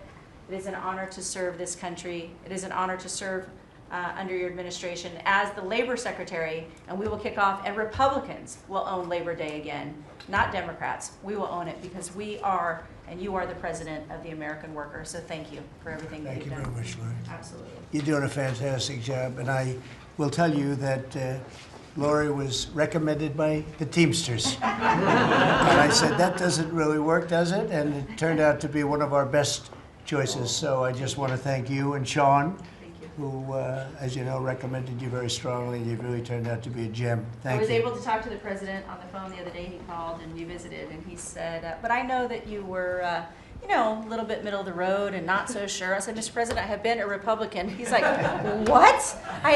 Wait, what? Now I like you even more. So, You're doing a great I job. appreciate it. Thank you, Lori. Thank you. Thank you. Pam? President, I'm working with everyone around this table almost daily on legal issues that we're winning on. But today, because it's Labor Day, President Trump, if I could focus on public safety, not only domestic, but from our foreign adversaries. And Secretary McMahon, I know you know, kids are out of school this weekend. It's Labor Day. And Secretary Duffy, you know, our highways are going to be packed with travelers coming to not only our nation's capital, but all over this country. We're also going to have boaters, Secretary Duffy, right, on our waterways. It is illegal to be under the influence and on a boat. So get a designated boater if you're out on our waterways, whether it's the Potomac or the Gulf of America or the Pacific. Wherever you're out this weekend, people need to be safe. And on an international level, Secretary Rubio, thank you for all your help on everything we're doing, and everyone around this room. But yesterday, there was a big, big win. El Mayo pled guilty, and he was the co-founder of Sinaloa cartel with El Chapo. And there's even a Narcos Netflix series about these guys. Well, now we know the ending. He's going to die in an American prison. They are one of the worst, El Chapo and El Mayo, some of the worst narco traffickers in our world. And he will spend life in prison now. And that's so important because those guys and others throughout this country, throughout this world, have brought into our country drugs, cocaine, heroin, fentanyl, methamphetamines that's killing our kids. And we have to stop that. And that's what you've been doing not only in DC, but around the country at your leadership. And over the weekend, parents need to know, with kids out of school, with people out on our highways and on our waters, do not take a pill from anyone you know, don't know. Do not buy anything on the street. It could be laced with something toxic. We've seen so many fentanyl overdoses. And when you were here in DC, we showed you pictures of some of the drugs that had been seized right here in DC. President, they were packaged for children. Packaged for children. And people are dying from these around our country. So thank you, President Trump, for your leadership and for letting Americans know that it's now a safe place to go. But parents also have to know, college kids have to know, to be vigilant and not take this trash. Because you could be thinking you're taking a Xanax, an Adderall, anything, and it could be laced with something very lethal.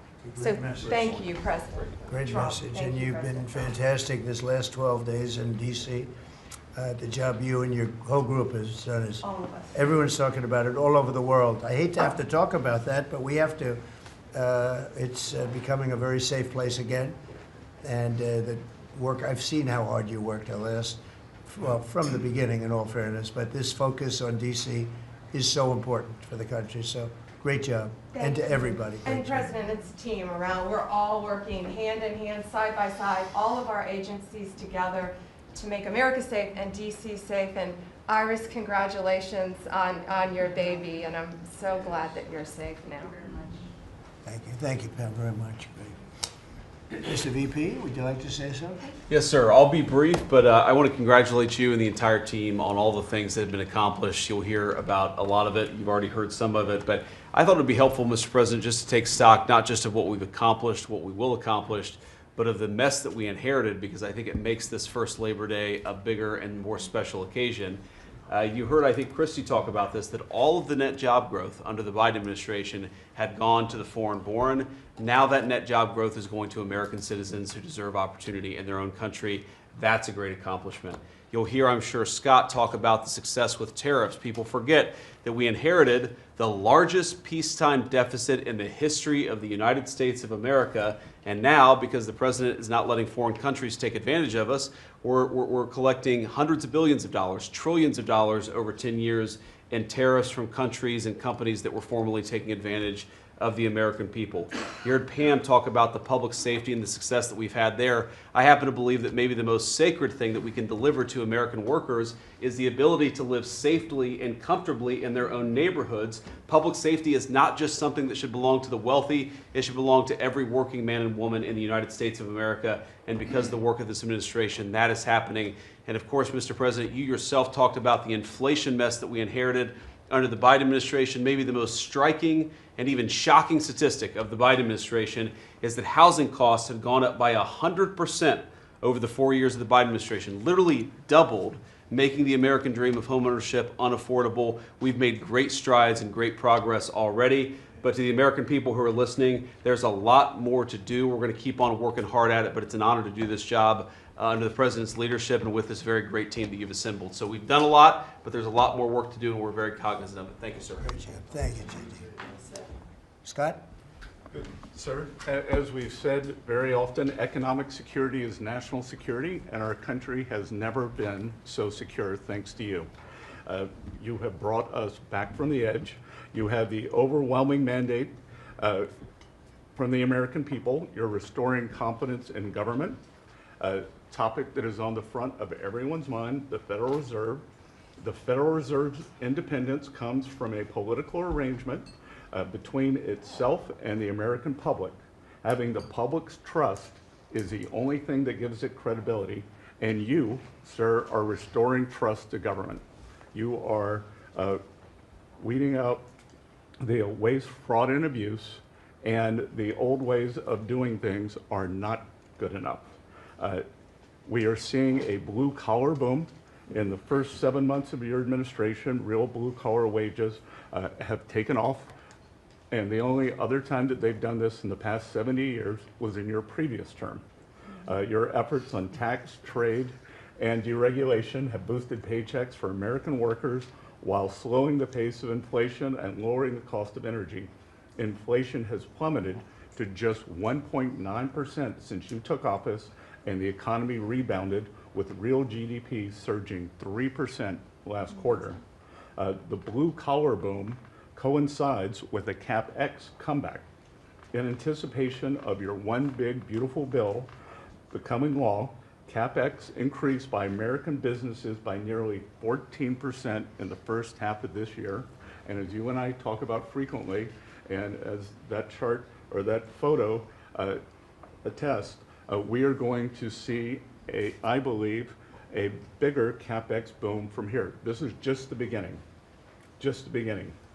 You have saved this country by making it the best place in the world to do business again. Treasury is helping to implement these new provisions, as well as no tax on tips, no tax on overtime, no tax on Social Security. This weekend, I will be meeting with workers from local restaurants to discuss the positive impacts of the pro-labor reforms on no tax on tips. And I have to tell you, thanks to you, when I go into a restaurant or stop by a hotel doorman, I am the most popular person there. And since my first job at age 9 was as a busboy getting tips, I am going to spend Labor Day going from restaurant to restaurant talking to workers who receive substantial amount of tip income. So I'll hear directly from them how your one big beautiful bill is increasing their take-home pay and making a big difference. Now, we can also talk, that is domestic. On the international front, you have leveled the international trading system whereby countries took advantage of us, and that's over. It's over. The Treasury Department is taking in record tariff revenues that I had been saying was running at a rate of $300 billion a year. You chastised me for saying that it's not, that number is too low, and as usual, you're right, that we had a substantial jump from July to August, and I think we're going to see a bigger jump from August to September. So I think we could be on our way well over $500 billion, maybe towards the $1 trillion number. This administration, your administration, has made a meaningful dent in the budget deficit. The average budget deficit during this term is 26% less than the last 12 months under Biden. And even the CBO, and we don't agree with CBO on everything, as you said, last Friday, on a summer Friday, had to admit that they believe over the next 10 years, the budget deficit will be $4 trillion lower than they had previously scored. $4 trillion, 3.3 trillion of tariff income, 700 billion of lower interest cost, and I would expect that that number could go up from here. So, Mr. President, your return to the White House marked the return of the American worker. Thank you for reclaiming Labor Day for the American people. You're growing the economy for everyone, especially the middle and lower income households who suffered disproportionately under the last administration, and it's an honor to do this under your leadership. Great job. You're doing great. Thank you very much, Scott. Brooke? Sir, I dropped my second son off at college last week. And I wasn't planning to say this, but just listening to everybody, I wanted to put a little bit of a personal touch on this work. He started his freshman year yesterday at Texas A&M, for all my SEC friends in the room. Thank you for saving college football, by the way. We're all very grateful. The country just feels different. It just feels different. There's such a optimism and a love. There's a faith movement going through, especially with our younger Americans. And for those of us with kids in college, I know we feel it. And I experienced it firsthand last week, moving him and my other older son in as well. As we move toward Labor Day, you have made a lot of dreams come true for a lot of people, but one of my longtime dreams was for the right to recapture Labor Day. And I've been talking about this for almost 20 years and writing about it, that why are we ceding the day that we are celebrating the American worker to the Democrats? Because this is our day. Perhaps of any day of the entire year, this is our day. America was founded and fought for by fishermen and farmers and workmen and et cetera. The Genesis, the first book of the Bible, talks about the righteousness of work and the art of creation. And so to be part of this effort to represent the farmers, the ranchers, the agriculture industry at this moment in time, which I do believe we're in a revolution. 1776 was the first one, 1863 or so with Abraham Lincoln was the second. This is the third with Donald Trump leading the way. And we are saving America. And the idea that we are putting the worker, the very central component of the American dream at the center of it, is the reason that it is so. So at USDA, it continues to be my greatest honor to fight for the original American worker, whom I think the farmer is and what they represent.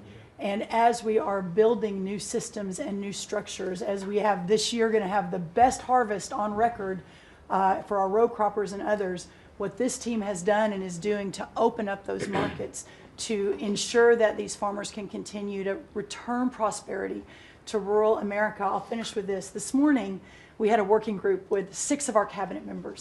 Bobby Kennedy representing healthcare, Linda McMahon education, Lee Zeldin deregulation, Kelly Loeffler small business, Lori Chavez Rimmer labor, and Scotty Turner housing. And how you leading the way in your vision, how that will return the golden age to rural America, to the very fabric of our country. And whether it's better hospitals, better education, more opportunity, less government, better and bigger small businesses, better opportunities for our workers, and better housing, and of course the agriculture piece of that, through the big, beautiful bill, the bill, what it did, the greatest investment in rural America in history. And now the opportunity to effectuate that is, again, a game changer, a country saver, and what a joy to be able to do it under your leadership. So thank you so much. Really good, thank you. Beautifully stated, thank you very much. Yeah. Scott? Yes, sir. Thank you, Mr. President. I'm so grateful to be here to celebrate Labor Day with the greatest team in America. And it is football season, so I'm happy about that. But Mr. President, I want to say thank you for, as Brooke said, reclaiming Labor Day. And you've been a tremendous champion for the American worker. I come from a hard-working family, as many people around this table do. And so thank you for helping us to change the conversation. And I believe we are changing the conversation around the kitchen table. And as everybody knows, you know, my job is to steward HUD. And we have at HUD been very intentional about changing the conversation about the dignity of work and the dignity and the honor of family formation through work. And how the younger generation, when they see their parents work, how they're incentivized to work. And that, you know, America is not a welfare state, but America was built on small business. It was built on entrepreneurship. And so as it pertains to housing, we're being very focused on that, and even some that receive HUD funding to make sure, like our Section 3, when you receive HUD funding, that you are given opportunities for the most vulnerable Americans that you serve to have work, to have opportunities to work, to have work requirements. Work requirements are not a bad word, that's a great word.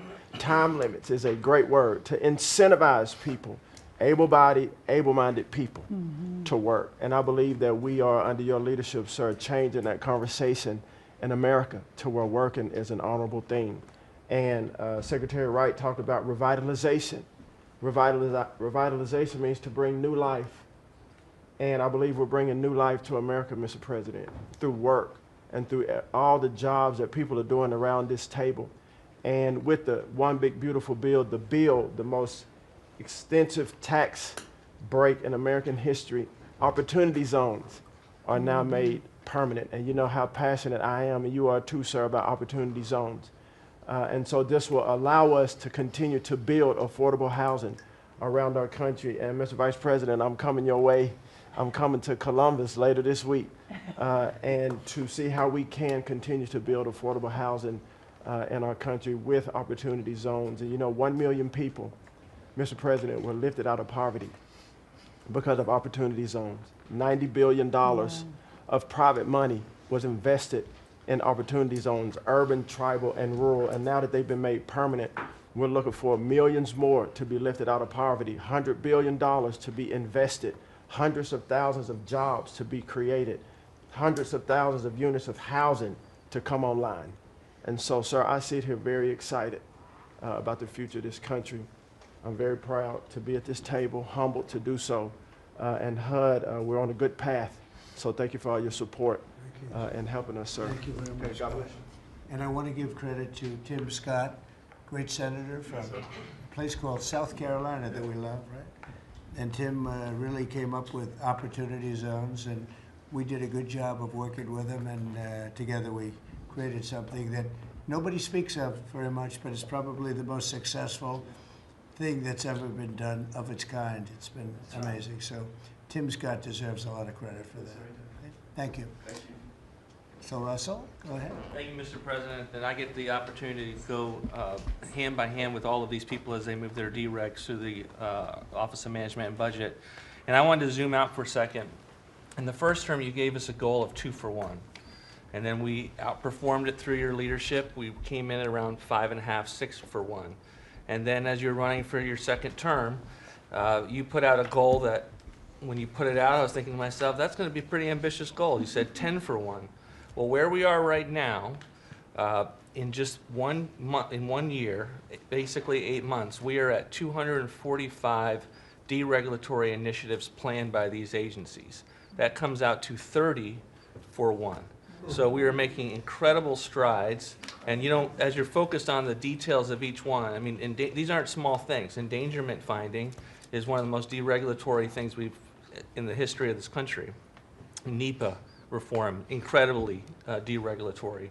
WOTUS just came in, which is Waters of the United States. So every single one of these agencies is doing incredible work when it comes to deregulatory, and when you add that to the work being done to get us going on energy, reduce spending, we're going to lower costs for the American people, we're going to be able to have innovative jobs and get them back to work. So thank you for your leadership, Mr. President. Thank you. Great job, Russell. Appreciate it. John, central casting, I call him. He's central.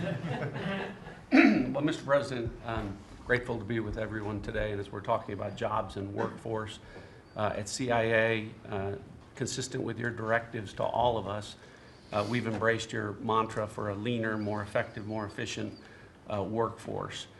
But at CIA, Mr. President, we had an additional challenge because, as you know, at times, our workforce had been misdirected. Its focus put on political narratives, some that even worked against you and always worked against the American people. I heard about that. But under your leadership and your direction, we have been focused back on the core mission of what CIA is supposed to be doing, which is to provide you and this entire incredible team around the table with a decisive strategic advantage in accomplishing your goals. And your success in that regard, the examples are clear and many. With regard to Iran, everyone knows that our DoD partners executed that mission flawlessly. But flawless military operations are subject to flawless intelligence. And as you know, Mr. President, CIA was the backbone in terms of its intelligence operations in providing that flawless execution that allowed you and your team to obliterate Iranian nuclear facilities and set back a nuclear program by years. Likewise, with regard to your ability to prevent and to preempt wars between India and Pakistan, between Armenia and Azerbaijan, between Rwanda and the Democratic Republic of Congo. In all those cases, CIA intelligence supported you and your entire team in making that possible. It's not just you, it's the folks around this table, Secretary Besson, Secretary Lucknick, Trade Representative Greer, and their great successful negotiations on trade and tariffs, again, was a CIA workforce working to enable them to accomplish your goals. So as we roll into Labor Day, I tell you that the CIA workforce at the Trump CIA is grateful to be focused on what it's supposed to be, which is helping you prevent and end wars and to make America safer. Thank you very much. You've been really fantastic, but I'm not surprised. I've known John a long time. I'm not surprised at all. Thank you very much. Steve, please. Mr. President, working for this government, for you, is the greatest honor of my life. I tell it to everybody, and I really do feel that way, and I thank you, because it's a privilege to go out there and represent you in your humanitarian effort, in your goals of solving conflicts all over the world. I think there were actually more than 7 conflicts that you've put to bed in the last 8 months. And I hear these, I travel all over the world. In Hostage Square, they talk about you reverentially. It's really quite amazing. I sometimes wish that I had a cam recorder with me and I could put you right there as I listen to it. I was in Gaza, the first American diplomat, on your behalf, and as we delivered food and aid pursuant to your new aid initiative, pushed forth by your great Secretary of